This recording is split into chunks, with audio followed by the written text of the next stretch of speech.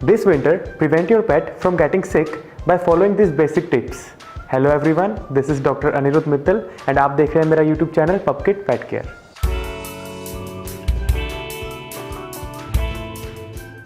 Warm and cosy bedding. सर्दियों में जिस चीज़ का आपको सबसे पहले ध्यान रखना है कि आप अपने पेट को कभी भी रात में बाहर नहीं छोड़ेंगे।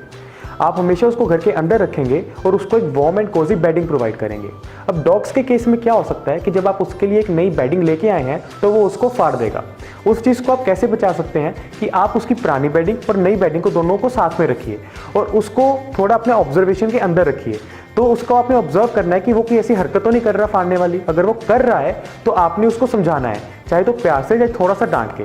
और जब वो उसको अडेप्ट कर ले, उसके लिए जब वो चीज़ वो नॉर्मल हो जाए नई बेडिंग, तो धीरे से उसकी पुरानी बेडिंग को आपको निकाल लेना है। क्लोथिंग। सर्दियों में जो सबसे कॉमन प्रॉब्लम है वो है बॉडी के टेम्परेचर का गिर जाना। तो उस चीज़ को आप कैसे बचा सकते हैं? अपने पेट को प्रॉपर क्लोथिंग देकर। बाथिंग। अनलाइक अस, हमारे पेट्स को डेली बाथिंग की ज़रूरत नहीं होती है। गर्मियों में आप उसको 10 से 15 दिन के बाद नहलाइए और सर्दियों में आप वो गैप 20 दिन से लेकर 30 दिन का भी डाल सकते हैं। एंड मेक श्योर कि आप उसको दोपहर में गर्म पानी के साथ नहलाएं। Water intake. सर्दियों में जनरली यूरिन आउटपुट बढ़ जाता है एंड वाटर इनटेक कम हो जाता है, जिसकी वजह से आपके पेट की बॉडी के अंदर पानी की कमी हो सकती है।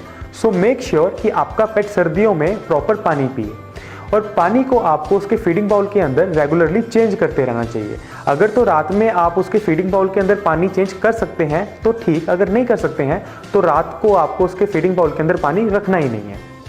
फीडिंग। जो एक्टिव आउटडोर डॉग्स होते हैं उनकी बॉडी अपना टेम्परेचर राइज करने के लिए बहुत एनर्जी स्पेंड करती है। अब उस एनर्जी को कंपनसेट करने के लिए हम कोकोनट ऑयल के कुछ ड्रॉप्स उनकी डाइट के अंदर डालते हैं। इसके उल्टा जो लेजी इंडोर डॉग्स होते हैं उनकी एक्सरसाइज और फिजिकल एक्टिविटी बहुत कम हो जाती है, जिसकी वजह से उनकी कैलोरी रिक्वायरमेंट भी बहुत कम हो जाती है। तो उनकी फीड का आपको बहुत ध्यान रखना है कि उनकी कैलोरी इंटेक को ध्यान में रखते हुए उनको फीड थोड़ी कम देनी है, नहीं तो वो एक्सेसिव वेट गेन कर सकते हैं। That can lead to health problems. Care of adult dogs. Adult dogs above 6 to 7 years of age, उनके अंदर जॉइंट्स की बहुत कॉमन प्रॉब्लम रहती है। अब उस प्रॉब्लम का आपको कैसे पता चलेगा कि वो अपनी पिछली लातों के ऊपर भार नहीं उठा पाएंगे, वो शिवर करेंगे एंड उसके अलावा वो बैठने के वक्त या उठने के वक्त थोड़ा पेन भी फील करेगा। अब इसके लिए आप क्या कर सकते हैं? उनकी जॉइंट की लुब्रिकेशन के लिए आप ग्लूकोसामीन एंड कैल्शियम के सप्लीमेंट्स यूज़ कर सकते हैं। इसके अलावा धूप एक बहुत अच्छा सोर्स है विटामिन डी का। अब विटामिन डी जो है वो कैल्शियम सप्लीमेंट्स की एब्जॉर्प्शन के लिए हेल्प करेगा, लेकिन एक्सट्रीम केसेस के अंदर आपको वेटनरी हेल्प लेनी पड़ेगी।